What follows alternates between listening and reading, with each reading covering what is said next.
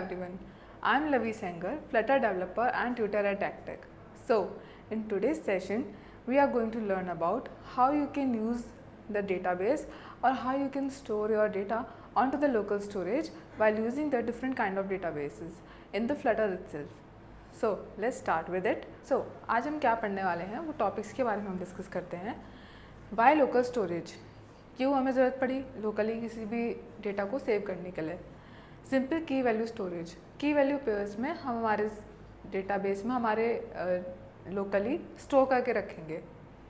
The relational approach, that means जो SQL database होता है उसको यूज़ करके हम हमारे एप्लीकेशन में लोकली डेटा कैसे सेव करवा सकते हैं.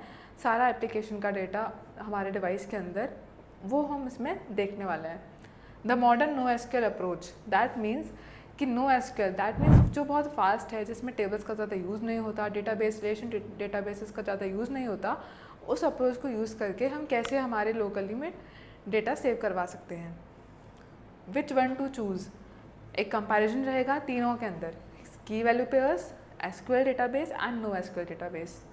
एंड लास्ट में हमारा एक सिंपल टू डू ऐप जिसमें हम उसको इम्प्लीमेंट करके देखेंगे. तो हम पढ़ेंगे कि हमें लोकल स्टोरेज की नीड क्यों पड़ी. Why do we need local storage. तो उसके कुछ फीचर्स हैं. सो फर्स्ट फीचर है ऑफलाइन सपोर्ट. दैट मीन्स अगर हम नेट से कनेक्टेड नहीं हैं, हमारी एप्लीकेशन अगर इंटरनेट से कनेक्टेड नहीं है, कोई भी नेटवर्क सपोर्ट नहीं मिल रहा है, दैट मीन्स हम हमारे लोकली जो डेटा सेव किया हुआ है वहाँ से भी डेटा फैच करके हमारे एप्लीकेशन में दिखा सकते हैं बहुत ईजीली. तो ये एक बहुत अच्छा एडवांटेज है. Secondly performance. परफॉर्मेंस का मीन्स है कि अगर हमारे एप्लीकेशन में हम कोई भी डेटा सेव करवा रहे हैं तो वो लोकली अवेलेबल होता है, कैशे की तरह स्टोर रहता है, जिसकी वजह से हमें हमारी एप्लीकेशन में परफॉर्मेंस को बहुत ज़्यादा हाई स्पीड मिलती है और हम हमारी एप्लीकेशन को इजीली और फास्टली एक्सेस कर सकते हैं. थर्ड है यूज़र प्रेफरेंसेस.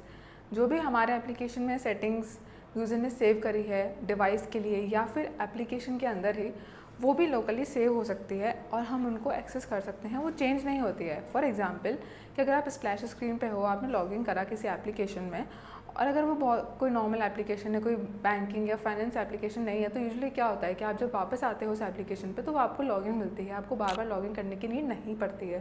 दैट मीन्स क्योंकि वो जितना भी डेटा है वो सारा लोकली स्टोर हुआ है, इस वजह से आपको बार बार लॉगिन करने की नीड नहीं पड़ती है. That means the setting has been already saved.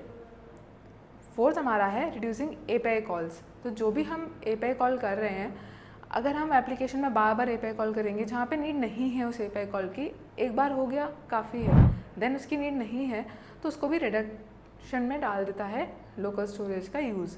तो ये बहुत अच्छा फीचर है. ये 4 फीचर्स लोकल स्टोरेज के बहुत अच्छे हैं, जिसकी वजह से हमें हमारे एप्लीकेशन में लोकल स्टोरेज का यूज़ करना चाहिए इफ़ नीडेड, और अगर उसकी परफॉर्मेंस भी हाई या फिर फास्ट बढ़ानी है तो.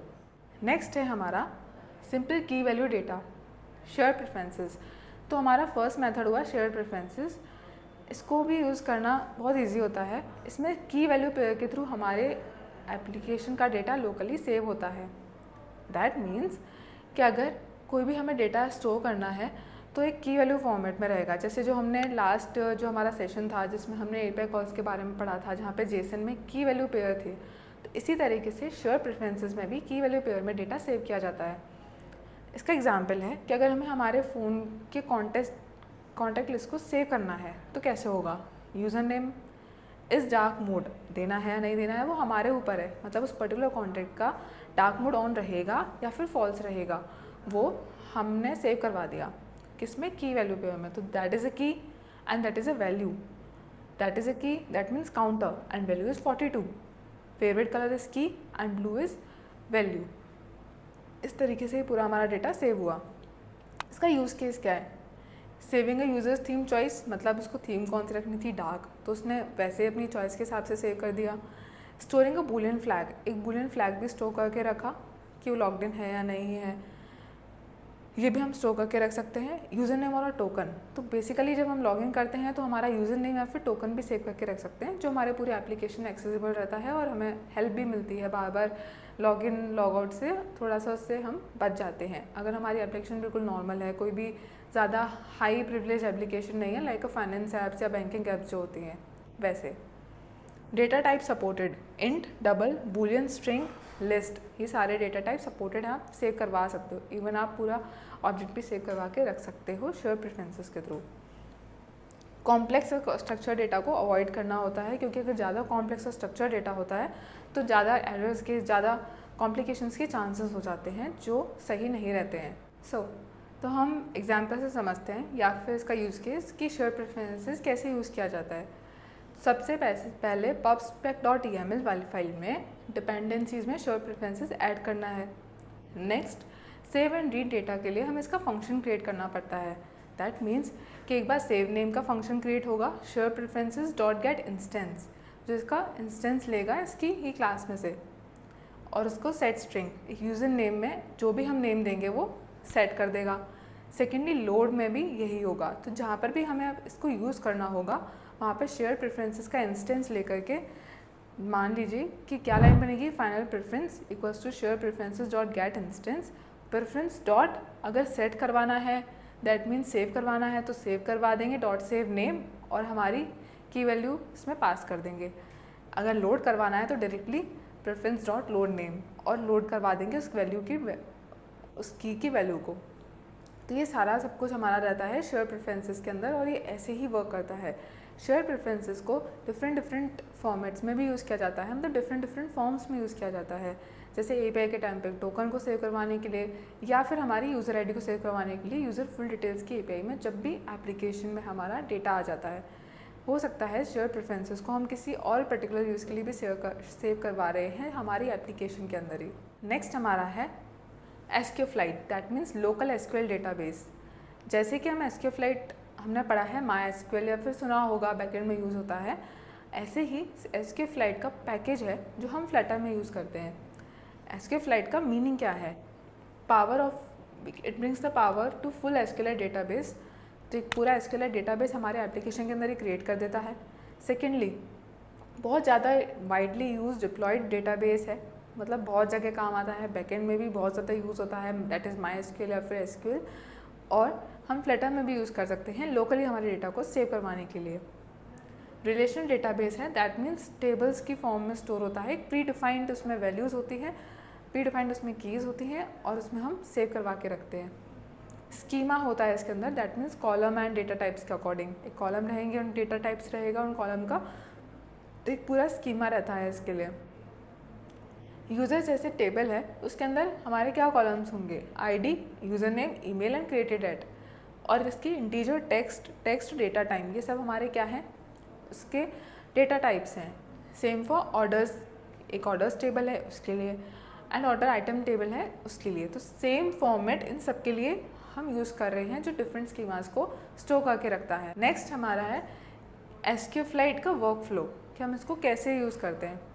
डिपेंडेंसीज हमें डालनी पड़ेगी SQFlite की pubspec.yaml में, सेम। देन डेटाबेस को ओपन करवाना होगा। ओपन करवाने के लिए इसको या तो मेन में हम डिफाइन कर सकते हैं, या हम कोई एक नई क्लास बना सकते हैं और इसके अंदर हम हमारे डेटाबेस को ओपन कर सकते हैं। जैसे हम नॉर्मली क्वेरी लिखते हैं, दैट इज़ क्रिएट डेटाबेस करके, हमें वैसे ही क्वेरी लिखनी है और उसके फंक्शंस बनाने हैं। टेबल्स बनानी पड़ेगी, ऑन क्रिएट कॉल बैक, और फिर उसके अंदर हमें टेबल SQL को हमें क्रिएट करना होगा। सेकेंड स्टेप में हमें कनेक्शन भी बनाना होगा, दैट मीन्स जब हम ओपन करवा रहे हैं तो कनेक्शन भी मेंटेन करके चलना पड़ेगा। और थर्ड स्टेप में हम उसकी क्रिएट टेबल की SQL क्वेरीज लिखेंगे, दैट मीन्स क्रिएट टेबल करके, क्रिएट टेबल देन की का नाम, देन उसकी डेटा टाइप। उसके बाद हमें CRUD ऑपरेशंस परफॉर्म करने हैं। तो जब हम ये सारा प्रोसेस कर रहे होते हैं उस टाइम पे हमें इसका जो कनेक्शन है वो डेटाबेस को ही हमें एक्सटेंड करना पड़ता है, और उसी से ही हम इसको एक्सटेंड करके यूज़ करते हैं। जैसे कि CRUD ऑपरेशंस परफॉर्म करने के लिए db.insert, डायरेक्टली क्या किया, db को जो हमने डिफाइन किया था ऊपर, हम उसके अंदर इंसर्ट करवा रहे हैं कोई भी वैल्यू, तो हमें इंसर्ट की एक क्वेरी लिखनी पड़ेगी, that means insert into table का नाम, देन वैल्यूज़, और उन वैल्यूज़ हमें जो भी वैल्यूज़ हमारे कॉलम में हमने डिफाइन करी है, that means ID, user name, email, तो हम उसी फॉर्मेट में उसको हम वहाँ पे पास कर देंगे। डिलीट करना है तो डायरेक्टली db.delete करना है, तो हमारा पूरा db जो है इसके अंदर रोज़ डिलीट हो जाएगी। db के अंदर जो टेबल है उसकी रोज़ सारी डिलीट हो जाएगी। db.query, अगर हमें कोई रीड करनी है जो या फिर अपडेट करना है तो फिर अपडेट db.update। तो ये सारे जो फंक्शंस हैं वो रीड, अपडेट, सारे CRUD ऑपरेशंस को परफॉर्म करते हैं। That means create, read, update and delete, तो सारे परफॉर्म हुए। क्लोज करने के लिए हमें लास्ट में db.close इसको करना पड़ेगा। ये ऑप्शनल ऐप कर सकते हैं, बट करते हैं तो उससे एक एफिशिएंसी रहती है, एक परफॉर्मेंस स्केलेबिलिटी रहती है एप्लीकेशन के अंदर। Hive as a fast and lightweight no SQL database. इसके अंदर कोई भी एसक्यूएल क्वेरी का यूज़ नहीं होता है। एसक्यूएल फ्लाइट जब हम यूज़ करते हैं तो थोड़ा सा डिफ़िकल्ट हो जाता है, क्योंकि इसके अंदर क्वेरीज़ का यूज़ होता है, हमें हर चीज़ को डिफ़ाइन करके चलना पड़ता है। बट इसके अंदर ऐसा कुछ भी नहीं है, तो ये बहुत क्लीन रहता है, लाइट वेट है और फास्ट भी है। एग्जाम्पल में इसके फीचर्स देखते हैं। Fast and lightweight. Fast and lightweight that means easy to use है। Key value no SQL databases रहते हैं, इसमें की वैल्यू पेयर में रहता है, जैसे शॉर्ट प्रेफरेंसेस में था। बट थोड़ा सा डिफरेंस क्या है कि हम एसक्यूएल फ्लाइट में क्या करते थे कि टेबल्स को बनाते थे, पहले डीबी बनाते थे, फिर टेबल्स, फिर उसके अंदर कॉलम एंड रोज को। इसमें ऐसा नहीं होता, इसमें एक बॉक्स बनता है और उस बॉक्स के अंदर हम जेसन में जैसे फॉर्मेट करवाते हैं पूरे डेटा को की वैल्यू पेयर में, ऐसे ही हम इसमें सेव करवा के चलते हैं। तो नो एसक्यूएल मेरा पूरा डार्क में रहेगा, बहुत ज़्यादा फास्ट रहती है इसकी performance. No SQL flexibility that means no tables, no schema, no SQL queries, और बहुत ज़्यादा फ्लेक्सिबल डिज़ाइन है, मतलब बहुत अप्रोचेबल डिज़ाइन है इसका। बॉक्स बेस्ड स्टोरेज, आप बॉक्सेस को ओपन करवाते हैं, यहाँ पे कोई भी डीबी ओपन नहीं होता, या फिर हम कोई भी टेबल को ओपन नहीं करवाते। दैट मीन्स वो सब नहीं रहता इसके अंदर, सिर्फ एक बॉक्स बनेगा, उस बॉक्स को इनिशियलाइज करना होता है, देन उसको बॉक्स को हम उसके अंदर ही हम हमारे पुट एंड गेट से हम उसमें सेव करवा के चलते हैं। पुट मीन्स कि हम उसमें कुछ सेव करवाना है, गेट मीन्स हमें उसमें से कुछ लेके आना है बाहर, मतलब कुछ फेच करवाना है डेटा। तो ये सारा हमारा बॉक्स बेस्ड स्टोरेज के थ्रू चलता है। Then we have the use cases. इसके यूज़ केसेस क्या हैं? सबसे पहले तो कि एसक्यूएल फ्लाइट की तरह कॉम्प्लेक्स नहीं है बिल्कुल भी, एक बहुत अच्छा एपीआई रिस्पॉन्स को कैश करने का मेथड है। मतलब जो भी एपीआई रिस्पॉन्सेज आ रहे हैं उनको आप आसानी से आराम से कैशिंग में डाल सकते हैं, मतलब कैश करके रख सकते हैं, स्टोर करके रख सकते हैं।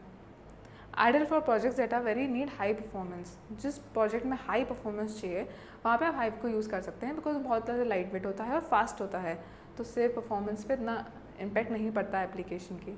सो इसका एक्सप्लेनेशन कैसा होता है, हाइव कैसे यूज़ होता है कि पूरा एक बॉक्स है, इसके अंदर हमने 4 चीज़ों को सेव करवाया है, notes, settings, cache end user box.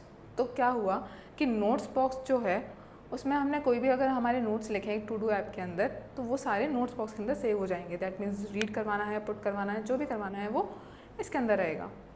Settings box भी इसमें सेव हुआ। तो हाइव एक ही बार इनिशियलाइज होता है पूरी एप्लीकेशन में, जो ये पूरा बॉक्स है, और उसके अंदर 4 बार हमने इसको सेव करवाया है, notes, settings, cache box end user box. Cache box में सेटिंग्स की ही चीज़ें सेव हो रही हैं, तो ये बॉक्स एक ही है, बट हम इसको 2 बार इसलिए काउंट कर रहे हैं क्योंकि सेटिंग्स में भी हमने जो भी सेटिंग्स की चीज़ें वो सेव करवाई और सेटिंग्स की ही कैशे में सेव करवाई, ताकि हम डिवाइस से एक्सेसिबल कर सकें उन चीज़ों को। How to use hive.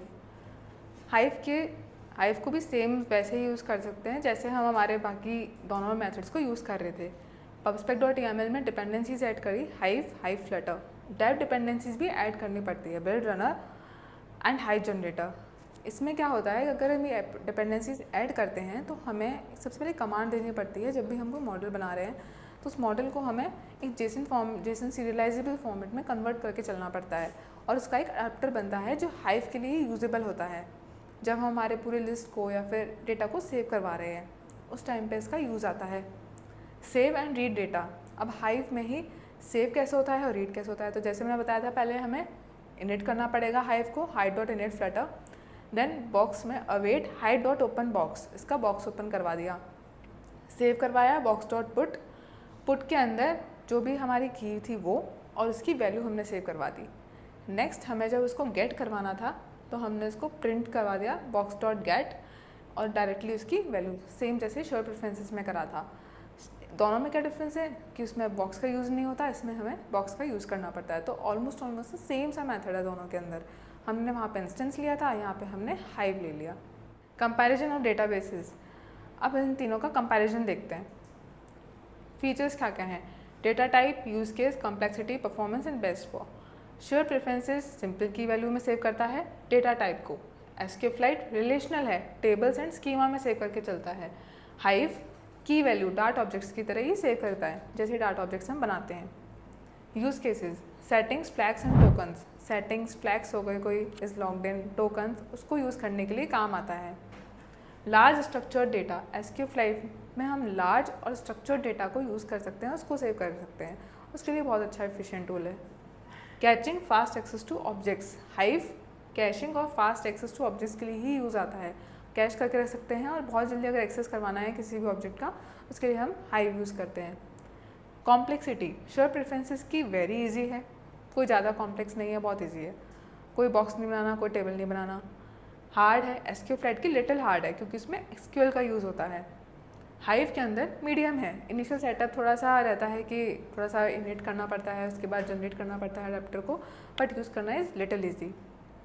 Performance good for small data, कोई छोटा मोटा डेटा सेव करवाना है, ज़्यादा नहीं सेव करवाना है डेटा, उसके लिए तो शेयर प्रेफरेंसेस बहुत अच्छा है।